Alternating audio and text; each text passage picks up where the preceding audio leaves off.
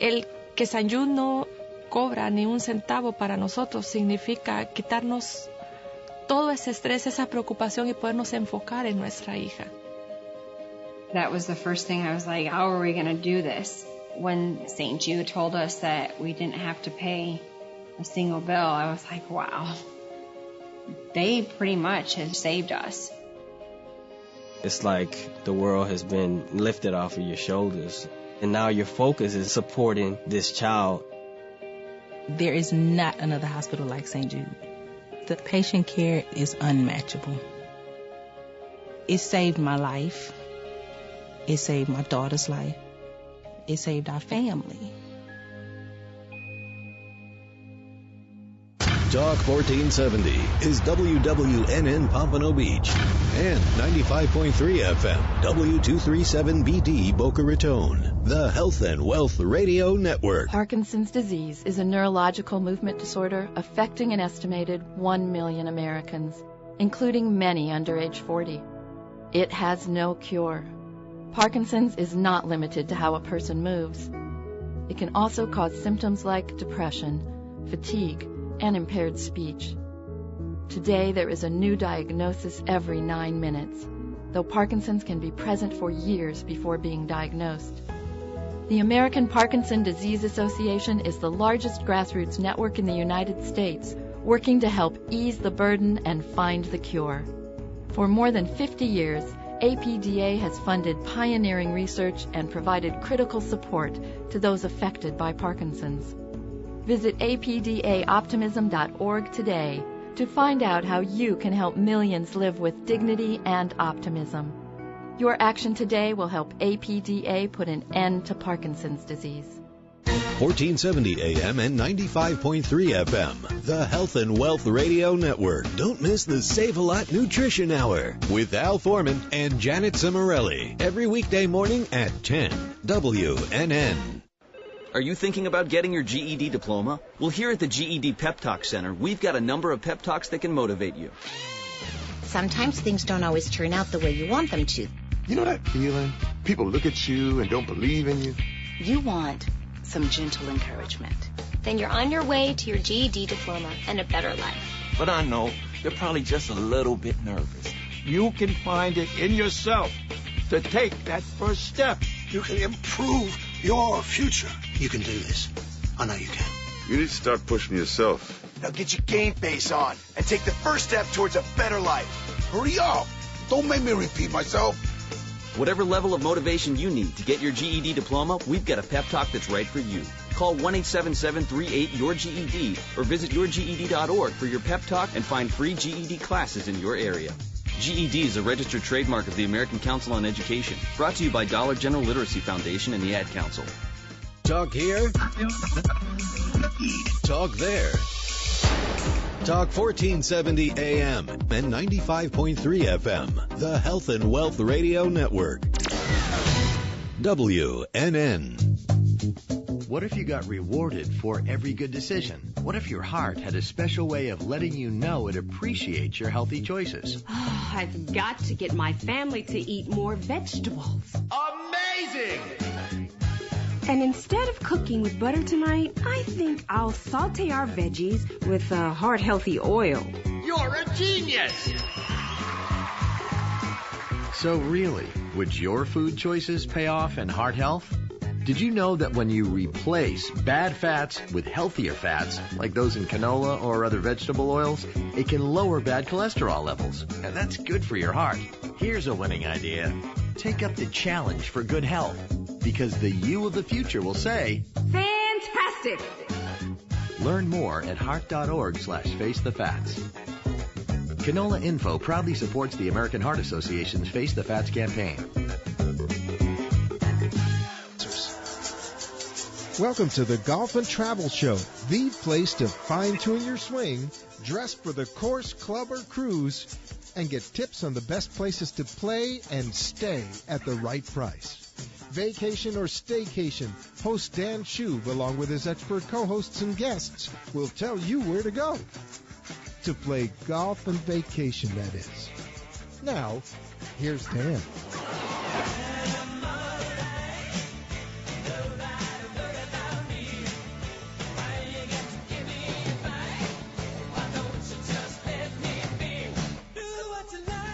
Welcome to the Golf and Travel Show. I'm your host, Dan Schub, and tonight, like we usually do, we're going to talk some golf, we're going to talk some travel, and, of course, we're going to have a wonderful time doing it. We got a great show in store for you tonight. In a couple of minutes, we'll be chatting with Paul Cronin, and he's the VP and GM of men's brands for Lacoste Sportswear. I've had an opportunity to check out some of their products recently, and I approve, so I thought that I'd share this with you as well. Of course, this is on the heels of the PGA Merchandise Show, where I have an opportunity to sample a lot of different products and meet a lot of different people. And, of course, just like with travel, I like to share the good, the bad, the ugly. I try to avoid the ugly and share mostly just the good.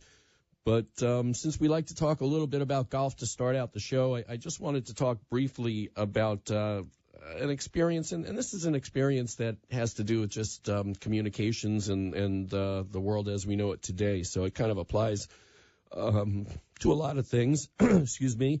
This is a company called Life Aid, and they produce a line of drinks for active folks. So they've got one for fitness. I guess they call it Fit Aid. They've got Golfer Aid or Golf Aid. They've got Travel Aid.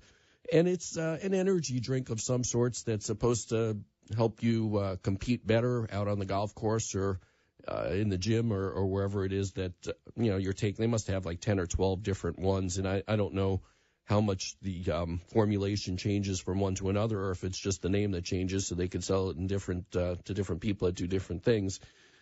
But in any event, I tried it at the show. They're very aggressive. They come at you in the aisles and, throw samples in your face pretty much. And I drank some of it, and it tasted, I guess, kind of lemon limey. It was lightly carbonated, which I don't usually like carbonated drinks.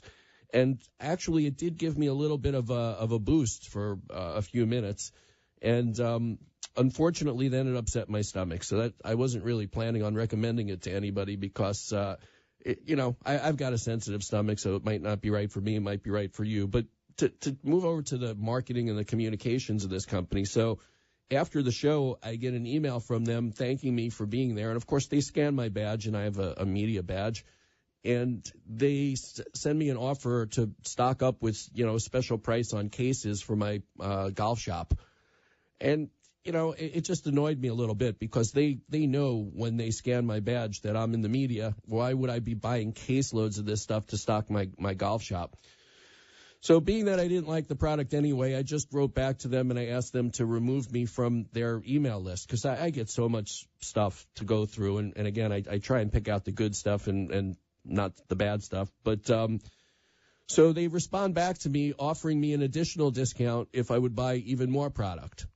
And so I got really angry, and I wrote back again and said, you got to be kidding me. I just wrote to you to tell you that I don't resell this stuff. I don't want to buy this stuff. I'm in the media, and now you just sent me another offer to buy even more stuff. Do you not read anything or it's just not right. So I get another email back from them and apologizing and saying, absolutely, we take you off the email list. You'll never get any more email. And then a couple of days later, I got a survey from them asking how my conversation went with their customer service people. So in any event, needless to say, Golfers Aid or Life Aid is not my favorite company. They're not my favorite marketers, and I don't recommend the product. But you can choose for yourself. I'm not even going to give you their contact information. You're going to have to find that on your own. But anyway, in keeping with golf, like we usually do up at the top of the show, I wanted to talk briefly about the Honda Classic, which I had an opportunity to go to, and I spoke about it last week on the show, but I just got the attendance numbers in, and it seems that they broke another record, which I kind of assumed that they would. So just by a little bit, maybe 1,000 or so or 1,500 more fans than the year before. But it gets very, very difficult when you've achieved the kinds of numbers that they've achieved year after year and continue to grow. The only time in the past several years that they haven't gone up was in 2015 because they had really bad weather the entire time.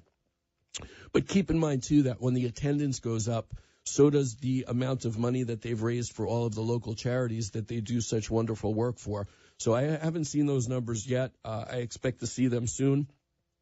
But again, we had Ken Kennerly on the show, the executive director of the Honda Classic, a couple of weeks ago, and I just wanted to tip my hat to him and to the organization, and just to say that it was great, and to see Ricky Fowler win. He was the hometown favorite, lives in Jupiter, and the crowd was really into it. So great job. Just wanted to kind of wrap that up. This week, the tour typically would be playing, or had been playing for years. It was the World Golf Championships, and that was the event that's been at Doral for many years. And this year, the tour decided way back when the owner of Doral, who I guess is still the owner of Doral, but also happens to be the president of our country, he had said some things about Mexican folks, and being that there are a lot of Mexicans that play on the tour, as well as that work on the golf courses, they felt that they had to make a statement and decided that they probably didn't want to continue playing there. Coincidentally, at the same time, the sponsorship, major sponsor, Cadillac, was not renewing. And for better or worse, Grupo Salinas, a fellow by the name of Ricardo Salinas, who owns it, he also owns TV Azteca, which is Mexico's second largest broadcasting company. He offered to become the sponsor of the event and move it to Mexico City, where they're playing today and over the weekend. And I saw first of all, I was very interested in it because they're playing at the highest elevation that they've ever played before. So they're at about 7,600 feet of elevation, where the golf ball is going to travel on average about 8% further. So the big hitters off the tee, who are already hitting the ball ridiculous length, are going to get the benefit of this.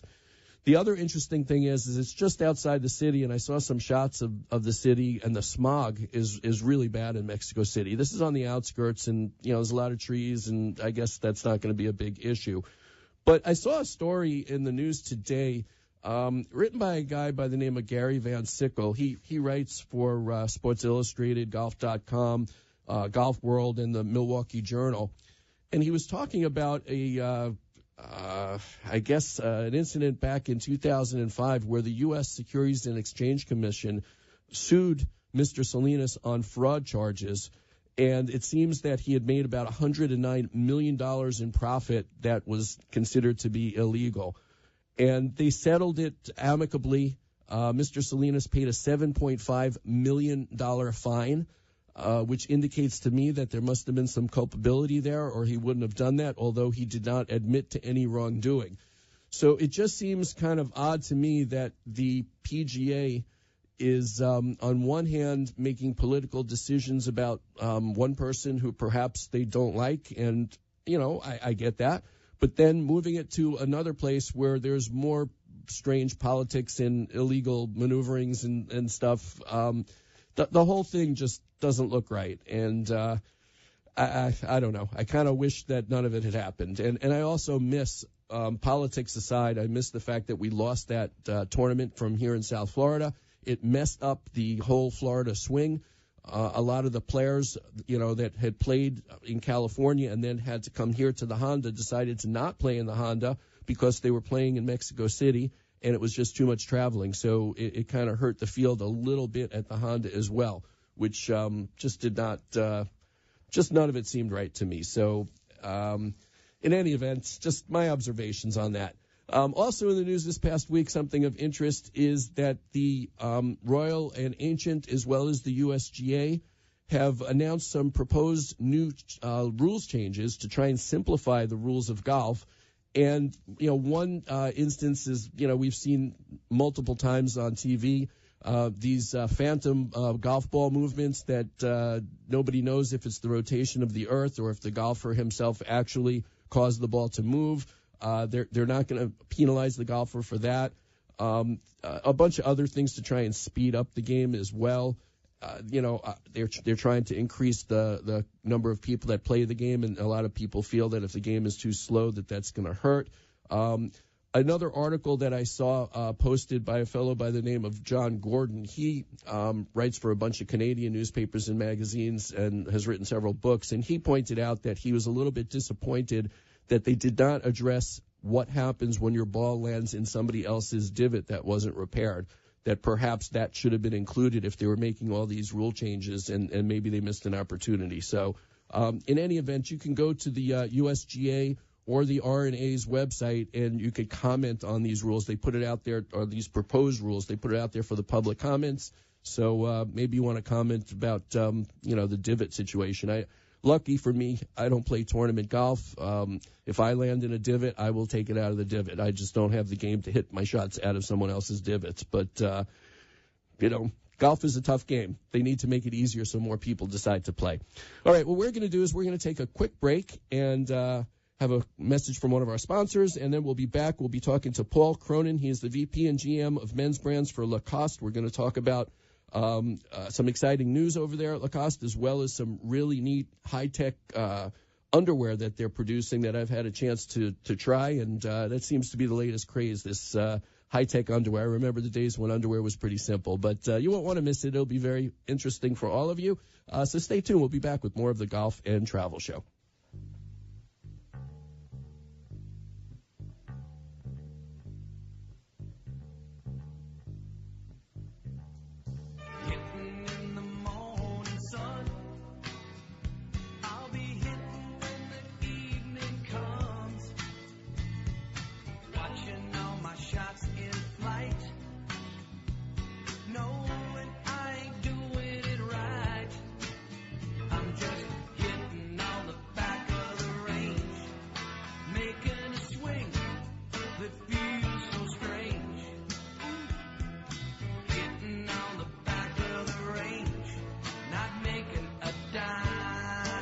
And we're back. And if your business needs industrial workers, or if you're looking for work, you got to call Labor Finders. Labor Finders places for temporary or temporary to hire opportunities for skilled, semi-skilled, or general labor positions such as plumbers, electricians, concrete workers, forklift operators, hospitality, office clerical, and so much more. Labor Finders has almost 200 offices nationwide.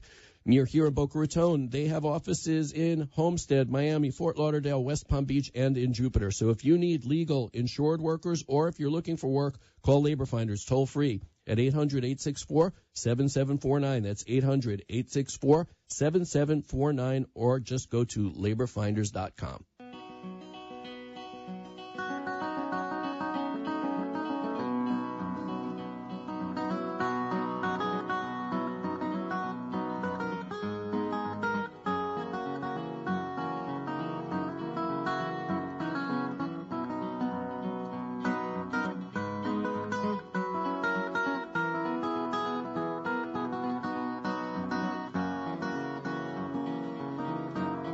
And we are back. And every time when I talk to somebody who represents a manufacturer of some nice-looking clothing, I always say that if you don't have a great game, at least you want to look good or feel good while you're out there on the golf course. And I think that applies to this guest that we have here. This is a product that's been around since, I guess, like the 1930s. And they've made quite a name for themselves in high fashion these days, and some high tech now, too, it seems. But to find out a little bit more about some sportswear, underwear as well, and exciting news about the Lacoste brand, we have with us Paul Cronin, the VP and GM of men's brands for Lacoste. Paul, are you there? Yes, I am, Dan. How are you? I'm doing great. How about yourself? Very good. Good evening. Good evening, and thank you for joining us tonight. And what I typically like to do is I briefly mention that your company, the Lacoste brand at least, it has a very, very long history.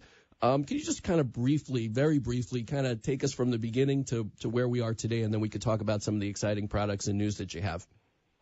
Absolutely. Just a real brief history. We were fortunate enough to get associated with the Lacoste brand about 3.5 years ago. Lacoste has been creating great innovative sportswear since 1927. The official start was probably in 1933, so they've been at it for about 84 years. And they kind of came to us and said, we'd like to get into the underwear business. And we've got the great history of René Lacoste, a real French business leader, fashion designer, and a tennis champion.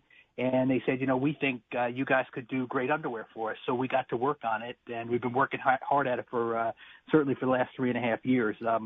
We're now in about 28 countries and pushing strong every day. So it's been an exciting journey. Now, you're based here in the U.S., though, right? Yeah, so we're based in New York City, and we distribute the product worldwide. So we've got strong positioning throughout Europe, certainly North America, including Canada and Mexico, and then Southeast Asia, including Korea, Japan, and China now. So it's been very highly well received, and it's all really about innovation. You know, not everybody knows about Rene's story, but you know, after his playing days, he was the guy who created the first metal tennis racket. Oh wow! He was the guy who created the first tennis ball machine, so people could take practice shots. So he was a real tenacious leader. And, you know, kind of how he got his name was he always played the bass line, and he played his components that way, and he was very aggressive like a you know, an alligator on the court, and that kind of launched the shirt, which has been such a great success. I think they're offering it now in 53 or 54 colors. So we just really tried to take all of that really great history and put it into a pair of underwear, and with all the beautiful colors and the Frenchness that really has made the collection quite a success. I believe it or not, I have a little family history with Lacoste too. It's as strange as that may sound. My wife worked for Izod Lacoste. They had a partnership for 20 or 30 years, I believe, and she worked in the garment district in New York for them, and it was fascinating. I had an opportunity, of course, to go to the company store and pick out all the different Lacoste shirts and stuff like that. And I believe at that time, the parent company, at least in the States, I don't know if it was for the whole world, was General Mills. Yeah, I think it was at that time. I think that arrangement dissipated in the mid-'90s, and then the brand emerged back in the United States in the early 2000s, and I got to tell you, it's been, you know, knock on wood, a pretty solid story since, and really qualifying distribution and really making it for the most special customers out there. So about 8 months ago, Lacoste came to us, and I'll give you a little pitch on the new product that you're wearing now. Yes, I'm literally wearing it right now. Terrific.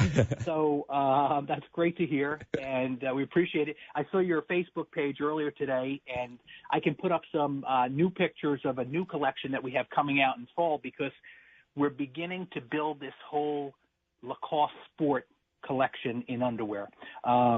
It's about innovation, just like Rene was all about innovation. What we're doing is we're adding something called quick dry technology. So if a guy's out there playing golf on a hot day, or he's playing tennis, or he's just doing the sport of living, you know, he might just be running errands and going and getting the kids pizza or something. Well, especially here in Florida. Yeah, he's moving around. He's an active lifestyle. And, you know, the Lacoste guy, you know, we're not talking about the, you know, Joe Six-Pack guy and he's in the gym 8 hours a day. This is the guy who's got a family and a life and a personality. He enjoys color. He enjoys, you know, Frenchism and French brands, and our fit is universal. So, you know, great following here in the United States. South Florida is one of our key markets. Southern California, another one. And I'm here in the Northeast in the U.S., and we're expanding into, you know, a lot more stores. Now, I have to tell you, I was always a traditional underwear kind of guy. I wore cotton briefs from Jockey for years and years and years. And then a couple of years ago, it seems that the underwear, the technology, the style, it just like went crazy. And I actually, you know, put my toe in the water. You can't go back once you start wearing these new fabrics and new styles and new fits. It's really, I didn't think I needed it until I realized I did, you know? Yeah, and a lot of people are that way. You know, we put a pair of one of my biggest competitors' underwear on when we're about 16 years old, and we wake up and we're 40, and we say, you know, I still have my Calvins on. You know, and you kind of scratch your head. You say, is there anything else out there? Is there anything else out there that's better? And what men have done in the last, I would say, 7 or 8 years is we're beginning to borrow fabrics from women's wear. And we have in our collection some beautiful, elegant Tencel, which is actually wood pulp, some of the softest underwear you've ever felt at a terrific value. And all this product, by the way, and I hate to pitch exactly where you can get it, but the full collection is at Amazon. The full collection is at Zappos. We're at department stores like Nordstrom's and Bloomingdale's and Macy's and Lord & Taylor, some of the best stores out there. So, you can find the product, but there's a whole range. So we've got this great new thing called Lacoste Sport, which we're very excited about. But then we have some premium Supima cotton and cotton stretch, and again, it all ties back to what Renee would want and what he would see in color. So great, understandable color and Frenchism. Yeah, and I mean, the stretch is really important, too, because my old stuff, and I have to say, men especially, we're creatures of habit. And I'm curious to ask you also about, how many times is it the woman that's buying for the men? That's a whole nother story probably. But now stuff doesn't stretch out anymore. It stays the right shape forever. And another thing that I noticed is the labels in the back were really annoying, and you've gotten rid of that in many cases as well. There's just so many little things that have improved over the years, and when you put it all together, it makes a huge difference. It really does. It's like a technology project at this point. The competition keeps us, awake at night, and we continue to try to innovate and make better, superior products. So you talked about the waistbands. We've got some premium waistbands on our Lacoste product, which include bonding in the back, so there's actually no seam. So it's really a seamless garment, which feels terrific. All of our waistbands are engineered, so you get a beautiful, the branding right across the front, whether we use a crocodile or the word Lacoste. So, and then you were just talking about cotton stretch. It does stretch, it recovers. It's 95% cotton, so it's breathing all day long for you, but it's that little 5% stretch, and it stays with you whether you're doing active activities or shopping or just running around with the kids, or hopefully you're playing around a golf. Well, that's the other thing. When you, I wouldn't consider myself an athlete. I'm not even a weekend warrior. I play golf, once or twice a month if I'm lucky. But I'm obviously not as young as I used to be. But the positions that you have to get in to actually hit a golf ball the right way, you really want your underwear to kind of move the right way with you so that it kind of, it just stays intact is a polite way to say it, I suppose. But other athletes, my buddy, he's a tennis player, and he's also, in his 50s, and he's out there playing tennis in the summer in Florida. So he's running around, he's sweating. You need to have something that's more modern than the old stuff. The technology that you guys have come up with, there's just so many different things, like I say, that it's kind of all doing at the same time. And things that, eventually you take these things for granted when you start wearing it every day. But it's the day that you switch from an old-fashioned type of underwear to something like what you guys are making that you could really notice the difference. Absolutely. And, I've lost a ball or two in my day, and I'm happy to have on my cotton stretch Lacoste underwear to go track down those balls, the ones I can find. And you come back cool and comfortable and dry, and that's the most important thing. You don't feel like after the first 9 you got to go back into the clubhouse and change, which is terrific. Now, what about the colors? Even though you wear, obviously, it's underwear and it's underneath your pants, but people like to have colors and colors that match, I suppose. I don't know why. I guess when you bend over and the band sticks out or whatever it is, but or I suppose when you disrobe. But in any event, how do you work out the color palettes and stay on top of the fashion? Obviously, that's constantly changing. Oh, it is. And what we try to do is we try to follow in Lacoste. We try to follow a lot of the color direction of that classic, they call it the L1212 Piqué polo. And we kind of use that as our base as we build out from there in terms of colors that work in men's underwear.